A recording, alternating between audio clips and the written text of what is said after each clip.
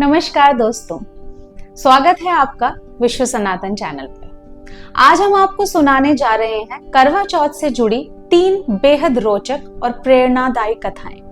ये त्योहार सिर्फ पति की लंबी उम्र के लिए नहीं, बल्कि प्यार, विश्वास और समर्पण का प्रतीक है। करवा चौथ की पूजा का अपनी ही खुशी है।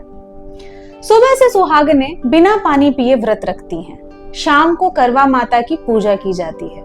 थाली में सजते हैं करवा, दीपक, मिठाई और सबसे बड़ी छलनी।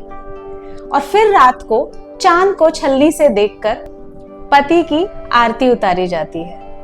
यही है वो खूबसूरत पल जिसका सबको इंतजार रहता है। तो चलिए शुरू करते हैं वीरवती की कथा के साथ। बहुत समय पहले की बात है। एक साहूकार की 7 बेटियां और एक बेटा था। सबसे छोटी बेटी का नाम था वीरवती। जब उसका विवाह हुआ तो पहली बार उसने अपने ससुराल में करवा चौथ का व्रत रखा। पूरे दिन वो भूखी प्यासी रही।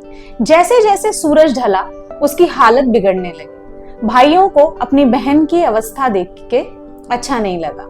उन्होंने छलनी और दीपक से झूठा चांद दिखाया। उन्होंने कहा, बहन देखो चांद निकल आया, अब व्रत खोल लो। निर्दोष वीरवती ने विश्वास किया और व्रत खोल लिया। लेकिन जैसे ही उसने अपना पहला निवाला खाया, तुरंत ही उसके पति की तबीयत बिगड़ गई और वो मूर्छित हो गए। दुखी वीरवती रोने लगी। तो तब उसकी भाभी ने समझाया, ये सब झूठा चांद देखने का फल है। अगर तू पूरे वर्ष श्रद्धा से ये व्रत करेगी तो अगले करवा चौथ पर तेरे पति अवश्य स्वस्थ होंगे। वीरवती ने अगले साल पूरे नियम विधान से करवा चौथ का व्रत किया और जब चांद को सही ढंग से देखकर व्रत खोला तो उसका पति ठीक हो गया और तभी से ये व्रत और भी पवित्र मानी जाने लगा। दूसरी कथा एक औरत करवा से जुड़ी है, जिसका नाम ही इस व्रत से अमर हो गया। करवा का अपने पति पर अटूट विश्वास और प्रेम था। एक बार उसका पति नदी में स्नान कर रहा था, तभी एक मगरमच्छ ने उसे पकड़ लिया। करवा ने बिना समय गंवाए एक कच्चे धागे से मगरमच्छ को बांध दिया और अपने पतिव्रत के बल से यमराज को पुकारा। करवा ने दृढ़ स्वर में कहा, हे यमराज, यदि आप मेरे पति को ले जाने का प्रयास करेंगे तो मैं अपने पतिव्रत की शक्ति से आपको नष्ट कर दूंगी। पत्नी की निष्ठा और साहस देखकर यमराज भयभीत हो गए। उन्होंने मगरमच्छ को मृत्युदंड दिया और करवा के पति को जीवन दान। तभी से करवा की कथा इस पर्व से जुड़ गई और उसका नाम करवा चौथ पड़ा। महाभारत काल में भी इस व्रत का महत्व देखने को मिलता है। एक बार पांडवों पर बड़े संकट का समय आया। अर्जुन नीलगिरी पर्वत पर तपस्या करने गए थे और शेष पांडव भाइयों को कठिन परिस्थितियों का सामना करना पड़ा। यह देखकर द्रौपदी बहुत चिंतित हुई और उन्होंने श्री कृष्ण से मदद मांगी। उन्होंने कहा, हे माधव, मेरे पति कठिन तपस्या कर रहे हैं और यहाँ हम पर संकट आ पड़ा है, मुझे मार्ग दिखाइए। तब श्री कृष्ण ने मुस्कुराकर कहा, हे सखी, ये वही समय है जब तुम्हें करवा चौथ का व्रत करना चाहिए। माता पार्वती ने भी इसे किया था और भगवान शिव ने इसकी महिमा बताई थी।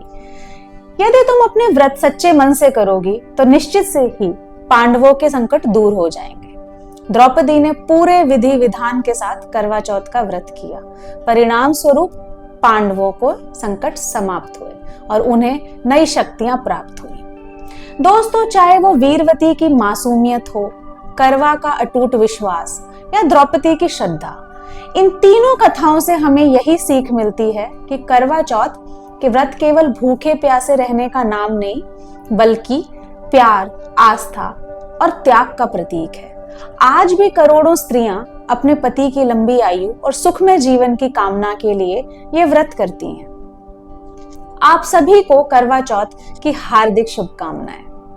करवा चौथ का पूजन क्षेत्र और परंपरा के अनुसार थोड़ा थोड़ा अलग होता है।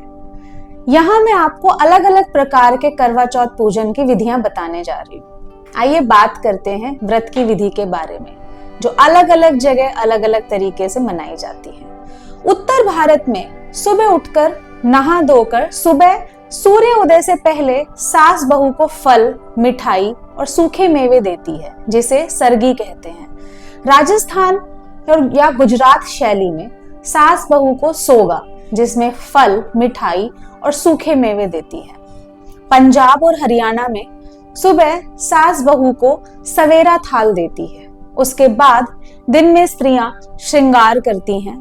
महिलाओं के बीच महिलाएं मिलकर भजन और कीर्तन करती हैं, उपवास रखती हैं और अपने घर की रक्षा की पूजा करती हैं।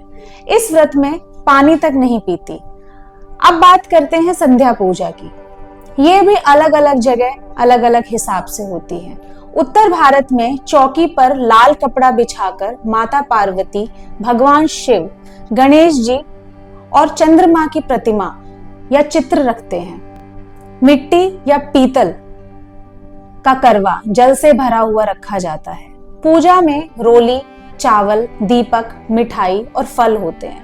करवा चौथ कथा सुनाकर थाली को 7 बार घुमाया जाता है। रात में चांद निकलने पर छलनी से चांद देखकर फिर पति का चेहरा देखकर व्रत खोला जाता है। वहीं राजस्थान में मिट्टी या पीतल का करवा जल से भरा हुआ रखा जाता है और उसमें चावल और सिंदूर डालकर रखते हैं। महिलाओं की मंडली में 7 फेरों की तरह करवा की थाली घुमाती हैं और चांद देखने के बाद पति को पहला निवाला खिलाकर व्रत खोलते हैं। वहीं पंजाब या हरियाणा शैली में करवा चौथ की कथा सुनाई जाती है। महिलाओं के समूह में पूजा होती है और सामूहिक आरती की जाती है। कुछ जगहों पर महिलाएं सखियां बनकर जल में तैरते करवे की पूजा करती हैं और चांद निकलने पर छलनी से चांद देखकर पति के हाथ से निवाला खाती हैं। कुल्लू और हिमाचल शैली में यहाँ करवा चौथ को गांव की सामूहिक पूजा के रूप में मनाया जाता है। महिलाएं जंगल या नदी के किनारे मिलकर व्रत करती हैं। करवा चौथ कथा और भजन गाए जाते हैं और चांद निकलने पर सामूहिक आरती होती है और सभी महिलाएं अपने पतियों के लिए प्रार्थना करती हैं। करवा चौथ पर बायना थाली देने का चलन भी है। ये एक बहू द्वारा अपनी सास या घर की किसी अपने रिश्ते में बड़ी महिला जैसे ननद या जेठानी को दी जाने वाली एक पारंपरिक थाली होती है, जिसमें कपड़े, सुहाग का सामान जैसे चूड़ी, बिंदी, सिंदूर, मेहंदी और मिठाई या अन्य खाने की चीजें शामिल होती हैं। ये थाली व्रत पूरा होने और आशीर्वाद के प्रतीक के रूप में दी जाने वाली थाली है, जिसके बिना व्रत अधूरा माना जाता है। जगह चाहे जो भी हो, हर क्षेत्र की पूजा में स्थानीय परंपरा और रीति भिन्न हो सकती है, लेकिन मूल संदेश एक समान है। पति की लंबी उम्र, सुख और समृद्धि के लिए पत्नी का व्रत। अगर आपको ये वीडियो अच्छी लगी हो तो वीडियो को लाइक और शेयर करें और विश्व सनातन चैनल को सब्सक्राइब करें।